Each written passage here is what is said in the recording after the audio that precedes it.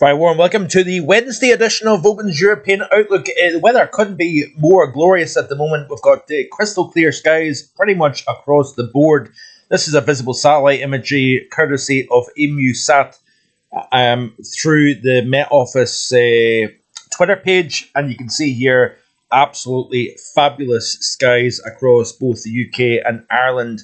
You can see here in the broader picture here, very beautiful conditions right the way across the board. We've got a slack east-southeasterly breeze on the coastline. We're continuing to see that chill coming off the North Sea, but as those winds continue to spread westwards, we're seeing the temperatures respond very nicely indeed. Clear skies, light winds by nighttime still sees the inland frost potential. Temperature dropped to 0.9 Celsius this morning here at Marfogan Weather HQ, now up at 18.9. The maximum, I believe, was around about 19.6 Celsius this afternoon. So 19.3 yesterday, 19.6. Temperatures close to freezing during the overnight period and then quickly respond. I think we are going to start to see a slight decrease in the temperature over the next few days. But these are the minimums according to MeteoSeal. You can see where there was a little bit of a breeze. We had the temperatures holding up mid-single figures. But where winds fell light under the clear skies, we've seen the temperatures drop close, if not slightly below the freezing mark. These are the current temperatures then at the time of recording, just after 5 p.m. on this Wednesday, the 2nd of April. We've got temperatures as high as 18 and 19 in northwest Scotland. Only a chilly 8.2 with a wind chill of 6.7 on the east coast. And right the way down the east coast, we're struggling to get much out of double figures here. But further west, we're seeing the temperatures, like I said already, responding. Over the next few days, we are going to see the winds turn more northeasterly. So we're going to peg back the temperatures slightly across the north and the east. The warmest temperatures are going to be forced towards the southwest. So South Wales, southwestern England, we may get 22, possibly a 23 Celsius somewhere as we move towards Friday. Tomorrow, we are going to continue to see the temperatures rise further south and west. And like I say, we're going to gradually start to see a slight decrease in the temperature across the far north. Now, according to the Met Office, a tweet late last night said the temperature, the warmest place in the UK was, I believe it was Kinloss at 19.6 Celsius. But interestingly, from braemarweather.co.uk, it actually showed Kinlochhew as a temperature of 20 Celsius. So I'm not sure if that information is yet to be processed or what. I don't know exactly how the inner workings of it goes, but there was a 20 Celsius recorded off the Met Office site at Kinlochhew yesterday afternoon, which would be Scotland's warmest temperature of the year so far. This afternoon, wouldn't be surprised if somewhere's had 20 once again. Possibly even a 21 Celsius would not be overly surprising. So we are going to continue to see this back and forth, this diurnal fluctuation between day and night.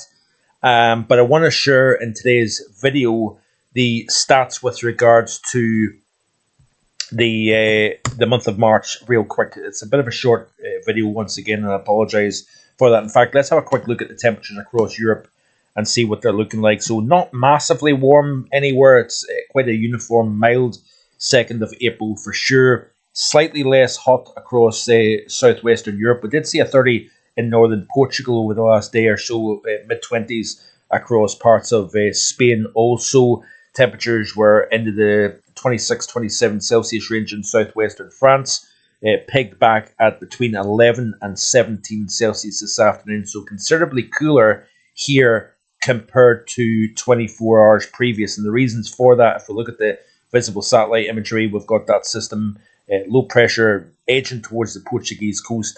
It's driving in fresher air, so therefore the temperatures have been dropping across southwestern areas. But further north, you could honestly just capture that, and you just don't often see such clear crystal skies right the way across such a broader. Essentially, you're talking from Western Russia all the way across UK and Ireland. Here we've got this crystal clear sky and glorious conditions. Not completely atypical for the time of the year by any stretch. We've got a weaker jet, less contrast between north and south over the northern hemisphere, and therefore the jet stream tends to be weaker. You get more buckling, and then obviously you've got the final strap warming that is also playing a role in terms of the blocked nature of what is likely to be a warmer and drier April overall.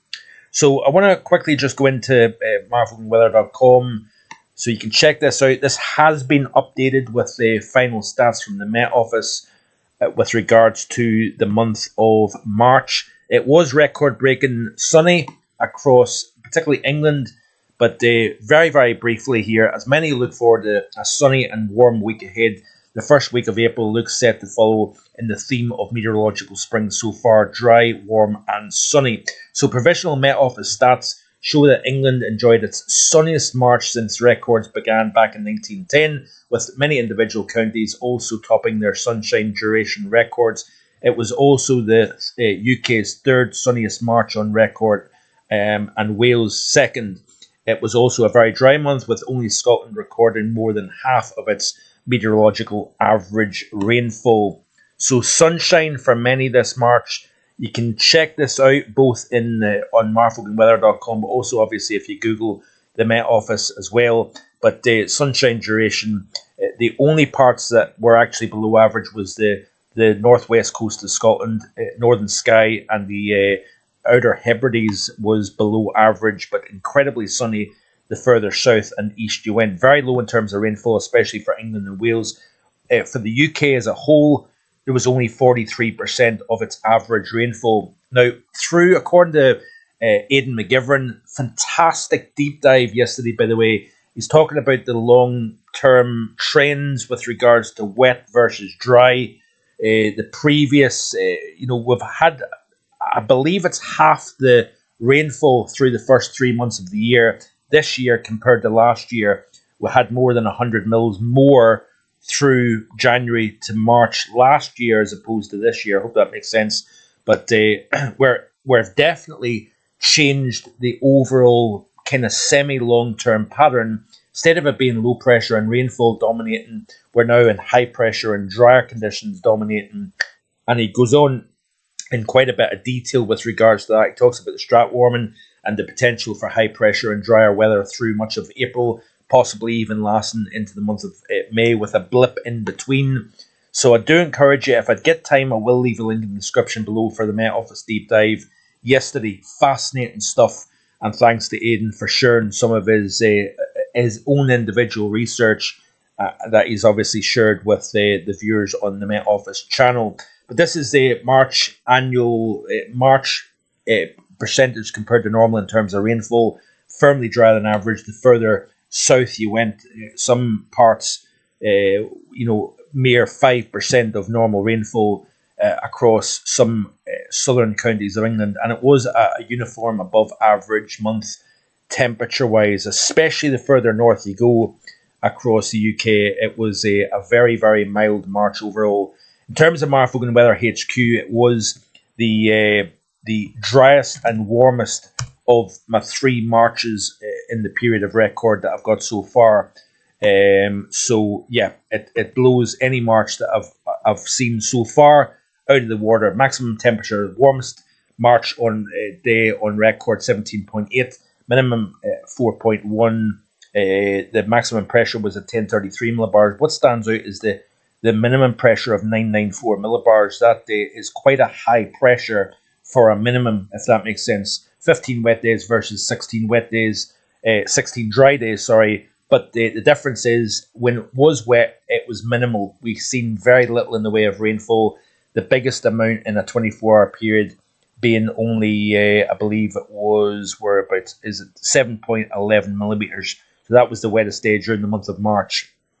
Average temperature was 7.4, and obviously there was no snow recorded here. I measured 29.52 millimeters of rain. A little bit hard to see it.